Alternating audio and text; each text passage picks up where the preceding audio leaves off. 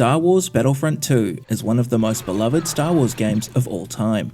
But today, we're not looking at the console or PC versions, we're diving into the PSP version, a unique handheld adaptation that brought large-scale Star Wars battles to your pocket, though not without some sacrifices.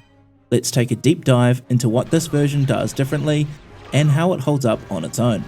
Right off the bat, the core modes are here: Instant Action and Galactic Conquest. Instant Action lets you jump into battles across various planets, selecting your side and customizing your own match setups. Galactic Conquest, meanwhile, remains mostly intact from the console version, allowing you to conquer the galaxy, manage fleets, and engage in space and ground battles. It's still one of the best ways to enjoy Battlefront 2 in single player, though the PSP version does feel more limited in its scope.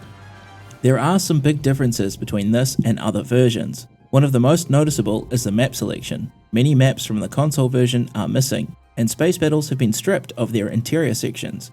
That means no running inside capital ships to destroy them from within. Combat is now purely ship to ship. The lack of certain maps is disappointing, but given the hardware limitations, it's understandable. Now, here's where the PSP version stands out. Instead of the Rise of the Empire campaign from the main game, we get 3 exclusive challenge modes. Let's break them down. First up is Imperial Enforcer. In this mode, you're sent to various planets to, well, eliminate the local wildlife.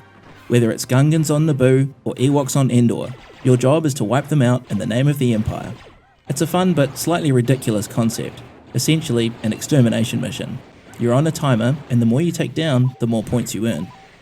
Next is Rogue Assassin. This mode tasks you with eliminating Imperial officers while earning extra points for other kills along the way. It plays like a stealth-focused hunt, rewarding precision and speed. If you enjoy playing as an elite assassin-type character, this mode is a fun challenge. Finally, there's Rebel Raider. This one plays like a mix of capture the flag and scavenger hunts. Your goal is to locate specific objects around the map and return them to a designated drop point. It adds a unique objective-based element that isn't really present in other Battlefront 2 modes. Of course, it wouldn't be Battlefront 2 without the iconic hero battles.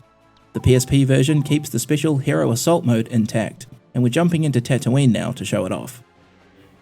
Just like the main game, you can take control of Jedi, Sith, and other legendary Star Wars characters in all-out battles. The roster remains impressive, and while the controls feel a bit more sluggish compared to the console versions, it's still great fun to throw down as Darth Vader or Obi-Wan Kenobi.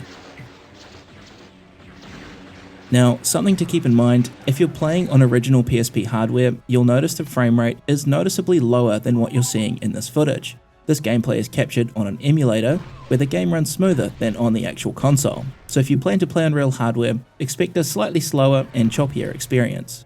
So how does Battlefront 2 hold up on PSP? It's definitely a cut-down version of the full experience, with missing maps, limited space battles, and no fully fledged campaign. But at the same time, it manages to retain the core fun of the Battlefront experience while adding unique content that you won't find anywhere else. If you're a fan of Star Wars and want some large-scale battles on the go, this is still worth checking out. Also, if you're looking for an upgraded experience, I did an exclusive video on the remastered edition of Battlefront 2 for PSP. That version restores a lot of cut content and includes console hacks for additional features. You can find the video linked in the corner, and it includes a download link if you want to check it out for yourself. That about wraps it up for this review of Star Wars Battlefront 2 on PSP. Let me know your thoughts in the comments below. Did you play this version back in the day? Stay tuned for more PSP Star Wars reviews coming soon. Don't forget to like and subscribe for more content. Thanks for watching. I've been your host Sam, and may the Force be with you.